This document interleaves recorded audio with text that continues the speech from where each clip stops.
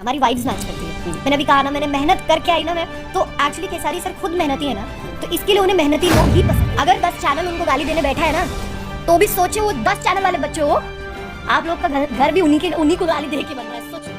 Power star Pawan Singh का गाना ये भोले बाबा का पोस्टर आते ही यामिनी ने खेसारी को फिर से किया टारगेट। तो क्या है खबर इस वीडियो में हम जानने वाले हैं। तो वैसा कि अगर आप पावर स्टार पवन सिंह के सच्चे फैन है तो चैनल को सब्सक्राइब करके एक छोटा सा कमेंट जरूर करना और वीडियो पूरा देखिए, तभी आपके समझ में 100% सबसे पहले मैं आपको बता देना चाहता हूँ कि पावर स्टार पवन सिंह के इस गाने के लिए पावर स्टार पवन सिंह के जितने भी फैंस थे बहुत ज़्यादा बेकरार थे कि ये गाना कब तक रिलीज होगा और कब तक आएगा, कब तक देखने का मौका मिलेगा।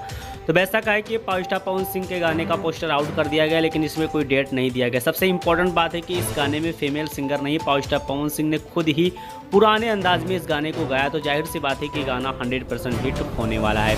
उससे पहले मैं आपको बता देना चाहता हूँ कि यामिनी सिंह जब भी देखो तभी खेसारी लाल यादव की हमेशा बड़ाई करती रहती है और हमेशा जितने भी इंटरव्यू वाले से ज़्यादा खेसारी लाल यादव की बड़ाई करती है और खुद ही बहुत ज़्यादा बोलती है। तो वैसे मैं आपको बताना चाहता हूँ कि अपने आप को बहुत ज़्यादा अपडेट समझती, लेकिन इनका मार्केट बिल्कुल ख़त्म हो चुका है, क्योंकि आपको पता है कि पावर स्टार पवन सिंह का जब भी कोई गाना आता है कोई ना कोई कंट्रोवर्सी करना स्टार्ट कर देती है और खेसारी लाल यादव की तारीफ करती है। तो ये गाना फ्लॉप होगा कि हिट होगा, ये आप लोग हमें कमेंट करके बताइए। और बाकी आज का वीडियो कैसा है ये